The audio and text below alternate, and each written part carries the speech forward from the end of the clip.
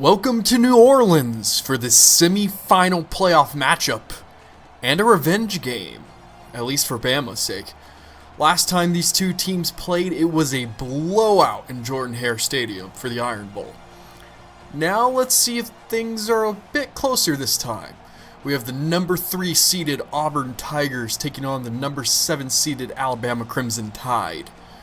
Winner today will face the winner of Ohio State Notre Dame.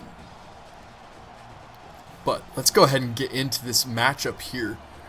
Bama's looking like a much stronger team on offense with everything other than rushing touchdowns. But we do know this Auburn team has been on a massive hot streak.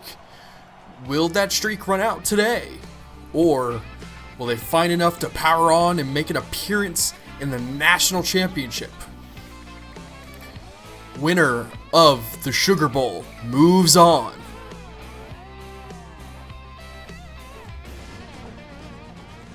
Oh, it feels good to be here in Mercedes-Benz Superdome for our second bowl game of the year. It's not every year you get to play multiple bowl games, but with this new playoff system, we get the chance to play up to 3 in 1 year. Let's see if we can win the coin toss. And we do not, so we will get the ball first. Now, one of the things I was starting to notice, and I want to address this as soon as possible, was the games were starting to get pretty easy, and we were starting to really blow some teams out. So I chose to make some adjustments, with Alex Harrison having a humongous return to start off this game, giving us great field position to start. But to get back to where I was, I've messed with the sliders a bit, so the game's going to play a little differently, and it should make it a little harder, so these games should be a lot closer. So let's see what happens here. Already coming out in our option look, looks like they've adjusted. They know that we're trying to feature Andrew DeAngelis. And the pressure gets to Mike Finley. He's not able to release the ball. They're going to apply a lot of pressure today. So we need to be prepared. Now, with it being 2nd and 2, we're going to try to come out and do some short crossing routes. Main goal is to try to get Mike Finley into a rhythm early on. That way, later down the road, we can start trying to hit some chunk plays. That inside crossing route, we dump the ball off to Lee Muller on the outside flat, and he turns it upfield for an 11-yard gain, and just like that, we're already into the red zone. Or just about the red zone. Now we're going to try to come back with Andrew DeAngelis here. We're going to see what this defense gives us. And this 3-3 stack looks like they're going to try to apply a little pressure with this corner, or with this safety. But I feel like 6-on-6 in the box, we should be fine. 5 yards following that pulling guard. Which is just what we need to set up a nice and easy second down. We'll have to do some work in the offseason to adjust our playbook a little bit. Try to make it a little better suited for some of the new features in College Football Revamped. But we have to make it through the playoffs first. Thought we caught a guy off sides, able to turn the ball. Rocky Lee breaks the tackle, and he's in for a touchdown. 3 games removed from the Iron Bowl, and still the same result. This Auburn team is on fire. Mike Finley able to stay in that pocket and deliver that ball on time, and Rocky Lee does the rest. We take that early lead in the first quarter.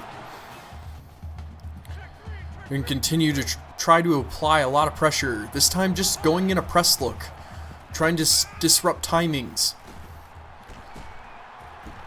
The quarterback decides to keep it, and we're able to get him down, but not before he gets 7 yards on the keeper.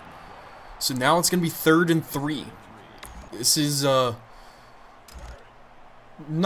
a hard conversion, but there still is a little bit of work left to do. Oh, and Ghost whiffs on it. You try to go for the interception instead of just batting it down, and that turns into a 33-yard gain. That seemed to be a prayer, but they connect, and just like that, they're down to the Auburn 35. We thought this might be a defensive struggle, but it might be an offensive shootout, which is not what we normally see when it comes to SEC games.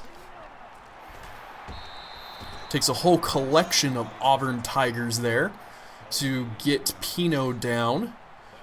With that, he gets a 9-yard gain on first down. Now with it being 2nd and 1, we've got our work cut out for us a little bit. They've written up a good script, but Neal's able to come in and clean up that play, getting their running back down for no gain on the play, and it's now going to be 3rd and 1.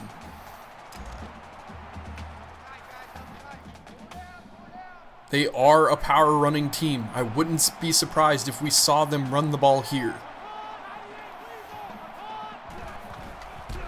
That they do. And we push them back. 1-yard loss on the play, and this defense is strong in the red zone. And now Bama has a choice to make. They're showing field goal, so we will play safe just in case. I know for me, this would be one I'd very tempted to go for. But the kick is up and it's good. So just like that, they cut the lead to 4. And this type of 3rd down, it's critical. This could be the difference between a field goal and a touchdown. So I don't like to take the ball out of the hands of our playmakers. So we're going to run an option against this key outside linebacker defensive end type. And the end actually makes an incredible play getting off the block. And with that, we go backwards, and it's now going to be 4th and 3. We got a field goal from 43 yards ahead of us here. I just want to make sure that we have our punter in as our kicker. He tends to do a little bit better job than our freshman kicker. See, and that's why I always check. Now, the benefits of playing in the Sugar Bowl is it is a dome. There's no wind to take into account, so this should be just a straight up and in. Max power, it's up, and it's far enough. It's good, and the lead is 7 again. Now it's going to be 1st and 10 from the 42, from Bama Zone 42. This has been an offensive shootout so far, and it's definitely been a lot more interesting than some of the games in the past. The game auto-switched me there, and I didn't appreciate it.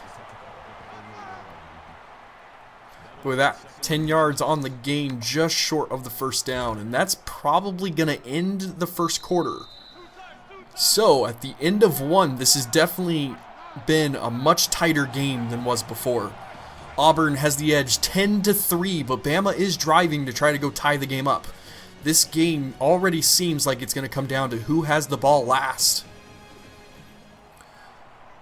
We'll play another safe field goal just in case. This one is a tad longer than his last, and he made the last one with relative ease.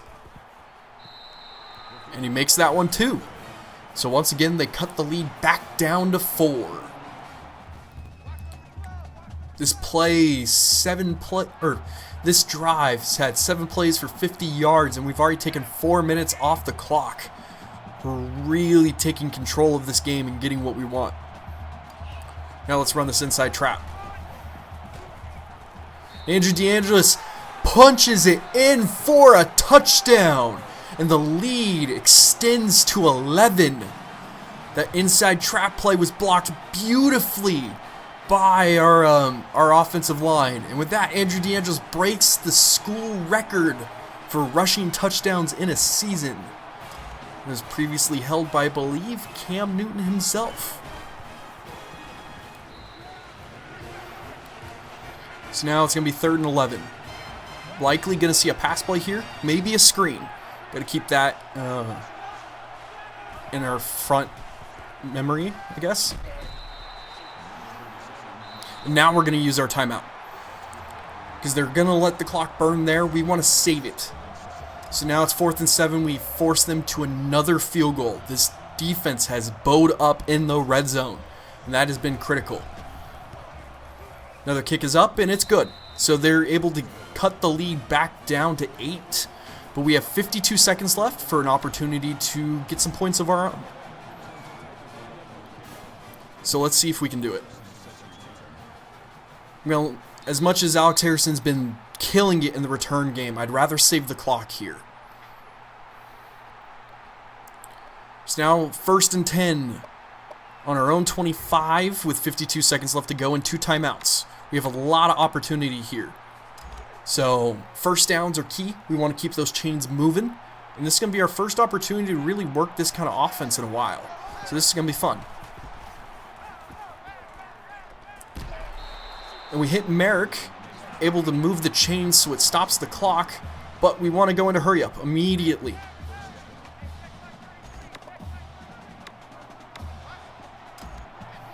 We want to stay in formation so we don't burn any clock trying to adjust. An incompletion's fine there. Finley got a little wild there. Starting to get a little happy feet. But it's totally fine because we end up stopping the clock. So now I'm just looking to see if there's any, I like a flood combination here for... I've got 2 routes breaking towards the end zone, and then I've got a go route to clear the safety. So we should be good here to hit McFarland. And that we do, and we get a 14-yard gain. I don't know if they called him out, so I'm going to run hurry up just in case. I'll run this little pattern here. Looks like they're going to apply some pressure, so maybe we can hit the deep ball.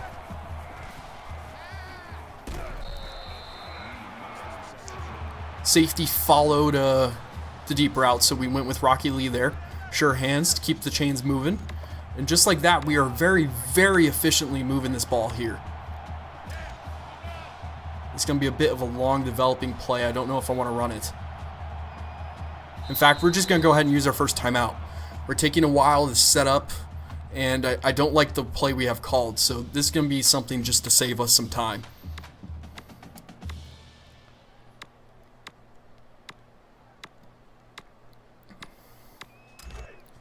We'll run the shake route here.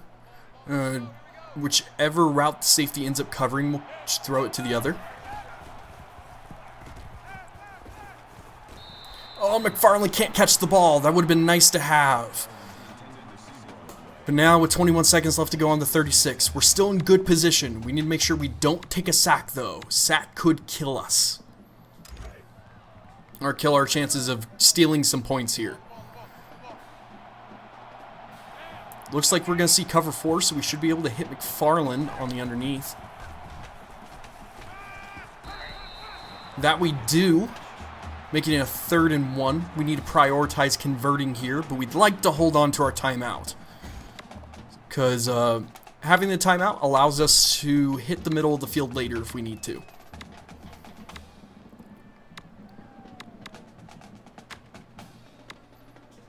Run some basic curl routes to try to just convert the first down.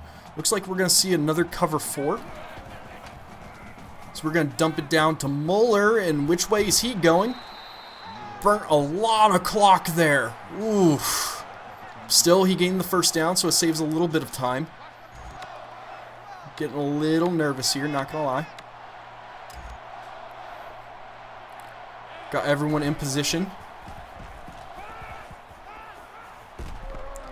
Oh, and that's an interception. I didn't set my feet, and that's going to kill the drive. Oh, that hurts. That's heartbreaking to end the half. It kills all of our momentum. But now they're just going to hand the ball off, and as long as we get him down... Just playing prevent here. Don't want to let up any easy points. 2 seconds left to go. We're going to see Probably an easy pass play. Oh no, looks like they will run the Hail Mary. So we're just going to try to prevent it. That's all we need to do. And Vaughn picked it off. Not that it's going to matter, though. So 2 quick interceptions by both teams to end the half. So we were running a very good 2-minute offense, and then we made a quick mistake. First turnover in a while, actually. But at the end of half, it is 17-9. This game has been closer than it's let on. And our defense has come up with a couple of key opportunities to turn their touchdowns into field goals. Let's see if we can hold on, though.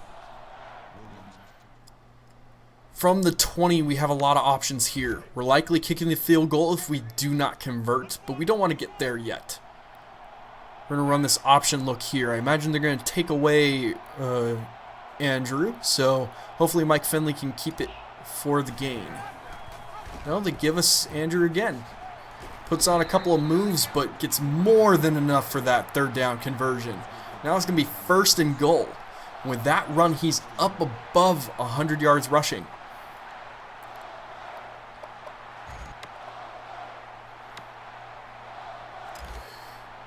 We're going to take a look at the defense here. We're going to see what they give us.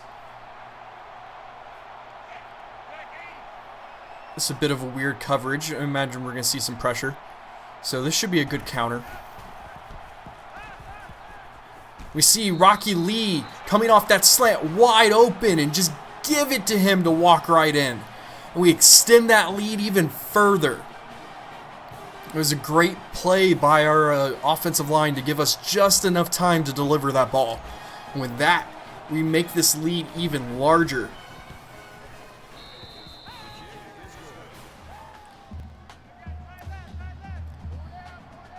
Now with another important 2nd down. We want to try to minimize what they get here.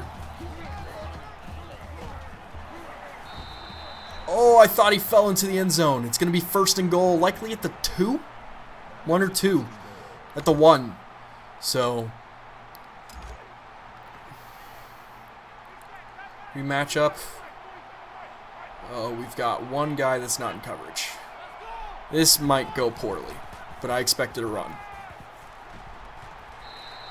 Even with that mismatch when it came to coverage, still we end up getting a sack and played well enough in coverage. Lonnie Larson played overtime there to make sure that he got Pino down, and that's huge.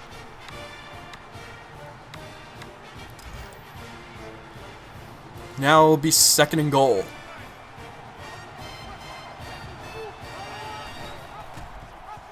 Oh, and they run an option. Either of them can score.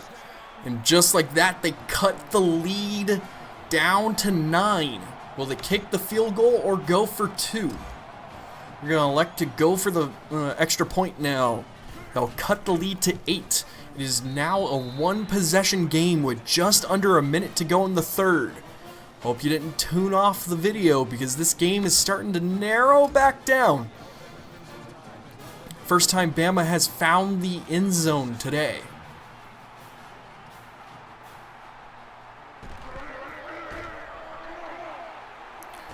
Alex Harrison gets the outside. Another big-time return. Getting all the way to midfield. He's been a very, very crucial part of this Auburn attack and has been a humongous advantage. I don't think Bama's even gotten a return off yet. So we need to punch this in for a touchdown to respond. They send a huge rush blitz. We weren't ready for it, and it's a 2-yard loss on the play.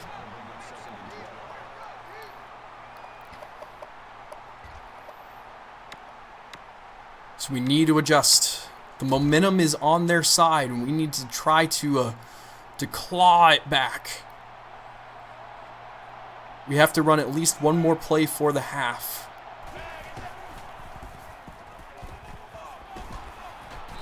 Merrick a bit sluggish out of that screen play. Still a 4-yard gain. But now it's going to be 3rd and 8 at the Bama 47. And that's how the 3rd quarter is going to end. This semifinal game is really starting to narrow. Every down is becoming crucial. Every conversion is another step towards that national championship game. Bama is clawing back. This game is not over, folks. And you're going to want to watch to the end of this last quarter to see if we can pull it out, win the Sugar Bowl, and march on to the national championship. We've converted 6 out of 7 of third downs. It would be great to convert 7 out of 8. We're going to run an option play here. Hand the ball off to Andrew DeAngelis. He's got more than the first down, getting all the way down to the 2-yard line. We have 6,000 yards of offense on this season, and we still have a quarter to go.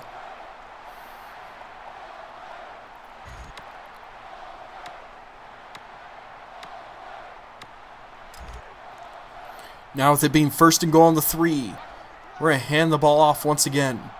They really don't trust our run game here. Andrew DeAngelis throws a defender down to punch it in for the touchdown. That could be the kill shot. But this game is not over yet.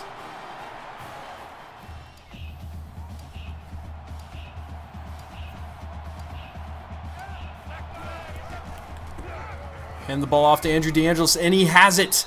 That will do it. We've done it. We've beat Bama 2 times in 1 year, and we will go on to the national championship.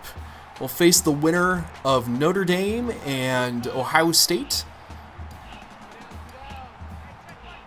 and get our first chance at the national championship.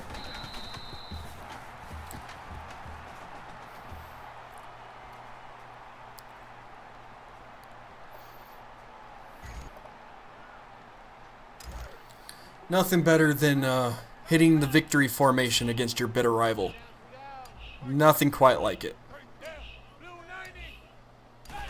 Especially when you've beaten them 2 times in the year and you've taken 2 championships away from them. That's the best feeling in the world. But that will do it. We win the Sugar Bowl. It wasn't as dominating as we've done in the past, but it was still a decisive victory. We were in control for almost the entirety of the game. Mike Finley being able to sit in that pocket and deliver that ball to Rocky Lee just on time. That was a key play in this game. And with that, we win bowl game number 2 and win the right to go on to bowl game number 3. We send Bama packing after what was a perfect season up to the Iron Bowl. Andrew DeAngelis was a killer stud today. 172 rushing yards on the day against the number 7 team in the nation. Alright, time to go over our overall stats of the game. Overall, I'm very proud of our team, and we had a very successful game in all facets of the game. Starting off, we had 20 total first downs and 353 yards of total offense. Excuse me. We had 184 yards rushing today, with most of that coming from the man Andrew DeAngelis himself. We were 17 for 24 through the air with 2 passing touchdowns as well. That's a pretty good game for us. 169 passing yards. Would have liked to be a little bit more. We never really hit a big chunk play down the field, but we did what we needed to. Absolutely happy with that 3rd down conversion percentage of 90%. Never had to go for it on 4th down, and we were 100% in the red zone. That was so killer today. We only let them in the red zone officially 1 time. And that was huge. Even one of those red zone, or even one of those early drives turns into a touchdown instead of a field goal, and this game is so much closer. Both interceptions didn't really matter much. Would have been nice for us to convert that drive right before the end of the half to just really keep this game out of reach. But the big story today, 181 kick return yards. I don't think we started a drive at worse than are 35 besides the one drive I needed to save the time. So that was humongous. So overall, all facets of the game had a really good game today. And with that, we move on to the national championship game. But next game, we're going to go take a look at the other semifinal game. And I'm going to post-commentate that, and we get to see who we will face off against. So, if you want to see Ohio State Notre Dame, then definitely see you in the next episode. But please leave a like, comment, and subscribe, and I will see you guys next time.